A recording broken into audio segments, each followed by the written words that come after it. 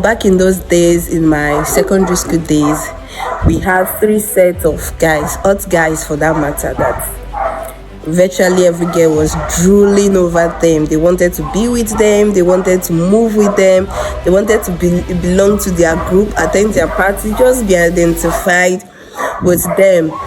And those guys, on the other hand, they were rude because they were rich, they were handsome, everybody, even teachers.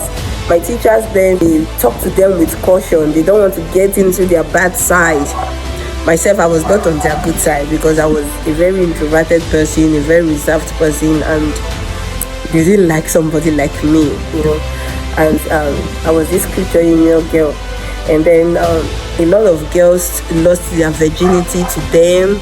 A lot of teachers too were involved in them. But then later on, you know, sometimes during this time I felt left alone. I felt bad sometimes, but on the other hand, the morals that were imparted onto me through Scripture Union, through my church, through my parents, taught me that these things don't last. I should look ahead, and I persevered. I struggled. I cut off myself. I just had a friend, concentrated on what matters most, which was why I was in school studying, and then I left. 2 years after that, when I was in the polytechnic, I met one of them, and if you did not look at him very well, you would think he was mad. And why was that? Because immediately after we finished secondary school, they traveled out, they went places, they were big guys in town.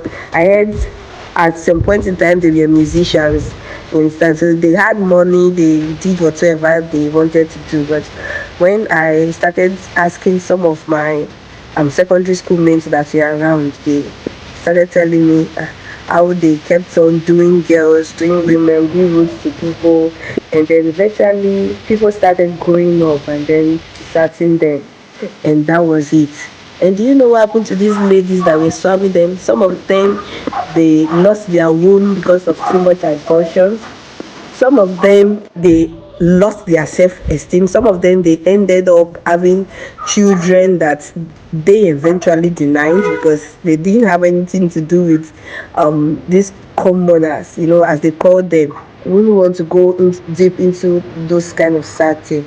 But the fact is that sometimes we single, because we don't have the big picture in view, we tend to settle for less. Less in the sense that you think, if I don't stick with this person now, I'm going to die. My life is going to end. Everything is going to just end like that for me. And then we put up with those abuse, we put up with everything. We just want to stick with that particular person, even if the person does not want us. We just want to do everything to please them.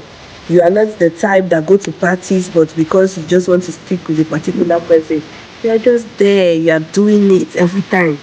And because of that, you just lose yourself. Just lose yourself.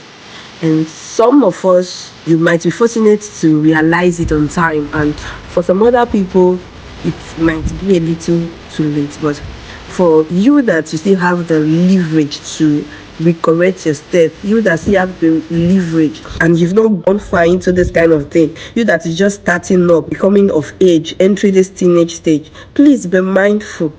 Know that in this stage of yours, starting from the teenage age, you are going to have so many peer pressure. You are going to have so many things that you just want to do to belong.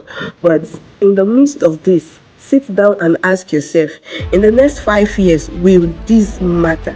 In the next 5 years, will I be proud of what I am doing today? In the next 5 years, will I be proud of my decision? What is my big picture?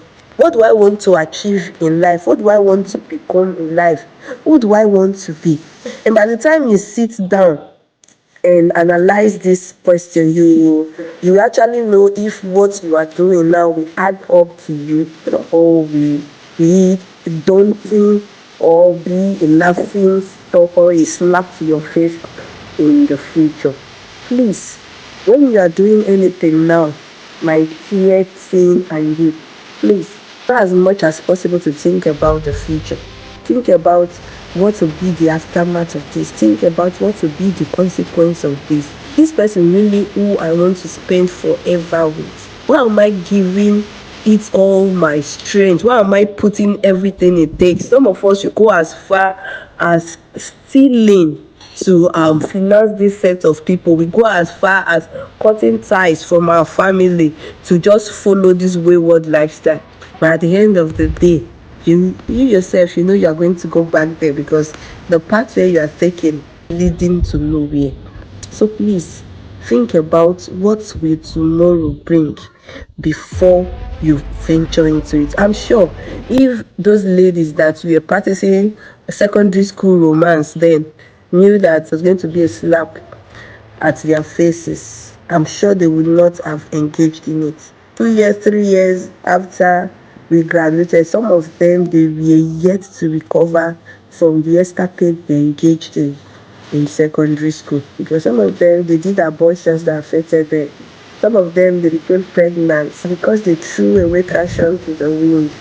They ended up regretting what they their hand into. They ended up regretting all what they did because the future was no longer bright for them. They had to put in that extra effort if they know they want to become something. Let it not be you. Today sit up. Whatever will not add up to your future, just leave it. Escapade is good, but the one that will be a detriment to you, please say no to it.